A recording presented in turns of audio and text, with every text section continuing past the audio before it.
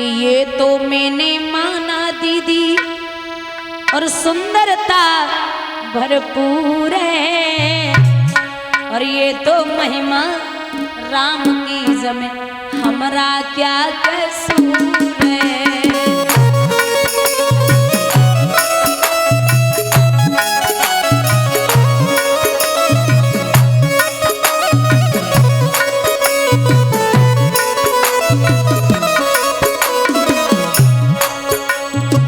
ये तो मैंने माना दीदी सुंदरता भरपूर है, ये तो महिमा राम की जमे हमरा क्या कसूर है।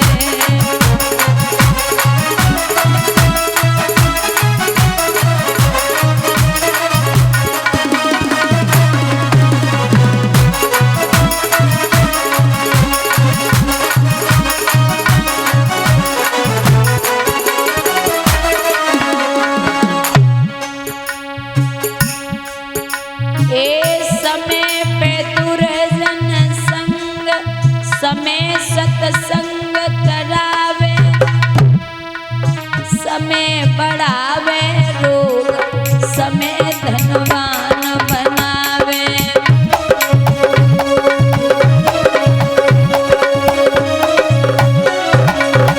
ए भैया, समय बढ़ावे रोग, समय धनवान बनावे, समय पे होवे मिलन, समय विछुड़न करवावे।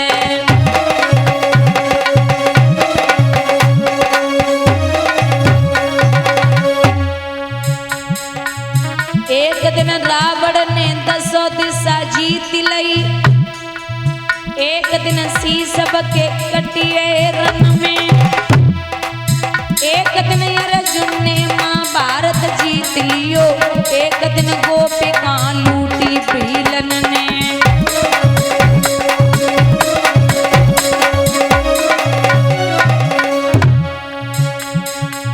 समय समय की बात समय को परखत ज्ञानी, समय पे निकलती धूप, समय पे बरसे पानी।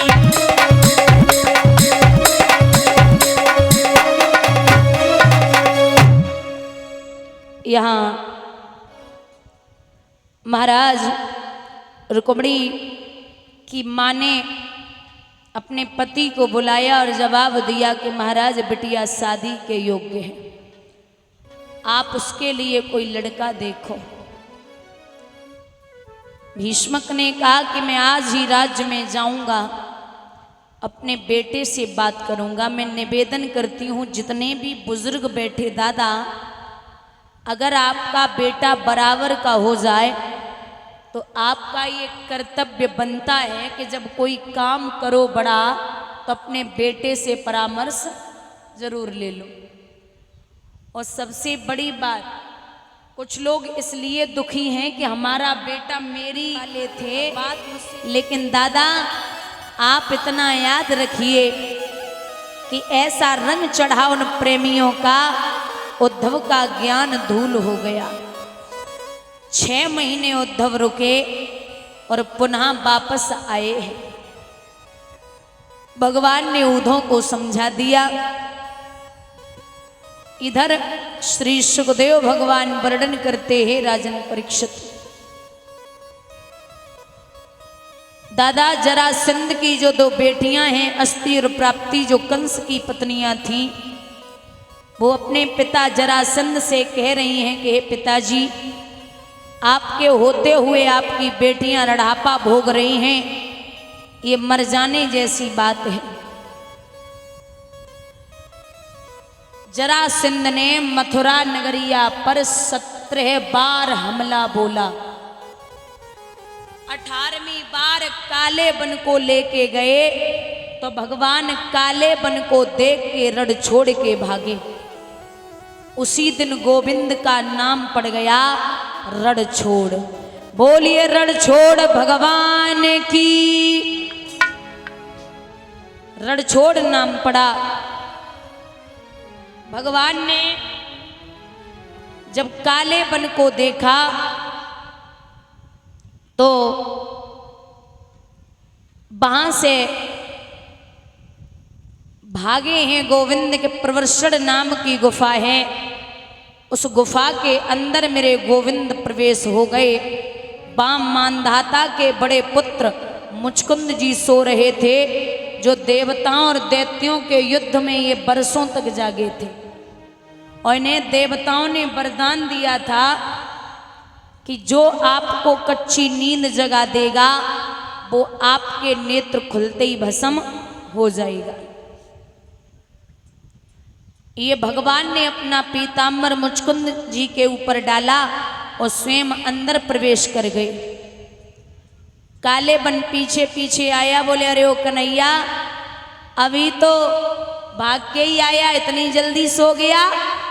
कसके लात जमाई है मुचकुंद जी के, जैसे ही नेत्र खुले तो काले बन जल करके भस्म हो गया। काले बन जल करके भस्म हो गया।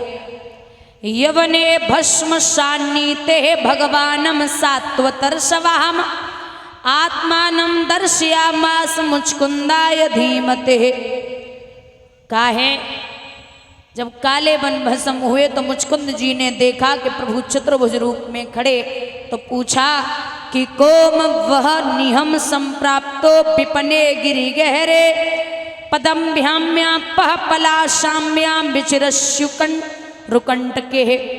आप इस बीहड़ जंगल में इस पर्वत के अंदर क्या कर रहे, आप कौन हैं? तो भगवान बोले कि जन्म कर्मा विधानानि संति में यज्ञ सहस्त्र सहम न संकमंते न संज्ञाम तुम अनंतवा न्यायापि। मैं हर जीव में, हर पदार्थ में, हर जगह विचरण करने वाला हूं, मैं साक्षात ब्रह्म हूं। ये समझाया। यहां से जरासंध ने उस पर्वत के चारों तरफ आग लगवा दी, तो भगवान वहां से कूदे। समुद्र के अंदर भगवान ने एक नगरी बसाई है, जिस नगरी का नाम है द्वारिका। महाराज, द्वारिका की लंबाई है 450 कोस और चौड़ाई है 250 कोस, ऐसा भागवत रहस्य का प्रमाण है। चौड़ाई है 250 कोस और लंबाई है 450 कोस। इतनी लंबी चौड़ी थी द्वारिका नगरी। भगवान के बड़े भैया हैं जिनका नाम है बलराम।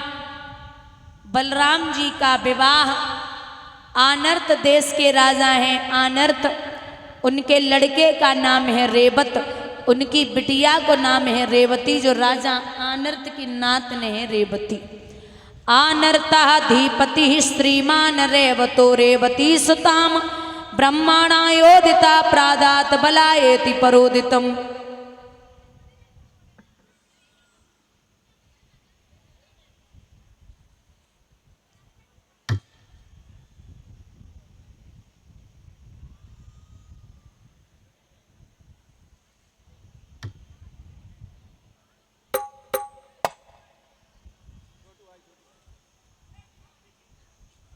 भैया यहाँ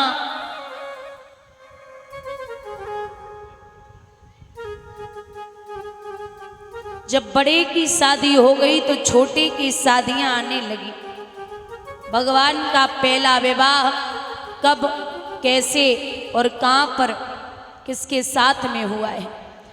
तो भगवानम भीष्मक सुताम रुक्मिणी रुचिरानानम राक्षसेन विधानेन उपए इति श्रुतम। विदर्भ देश के राजा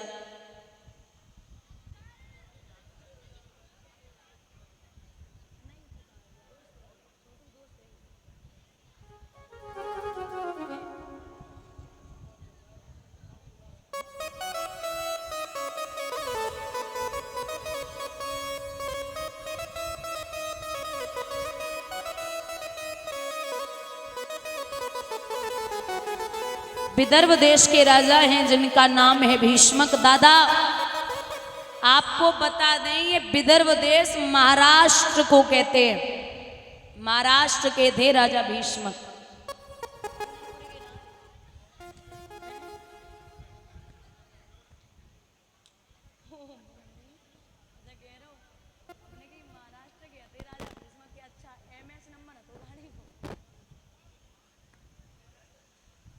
बंधुओं, यहाँ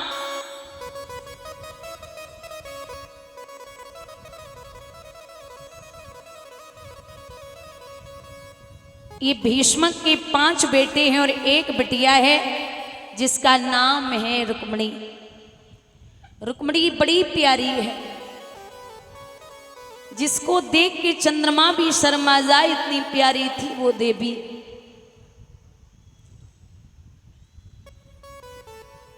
एक समय की बात है, रुक्मिणी छुपा छुपी का खेल खेल रही है।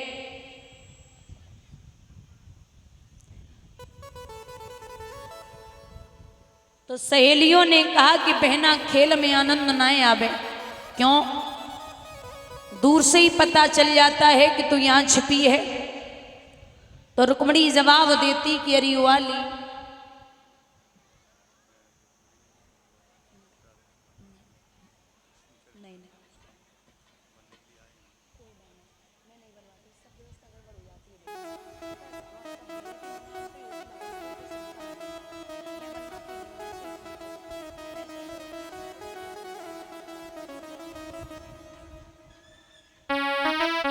रुक्मिणी जवाब देती है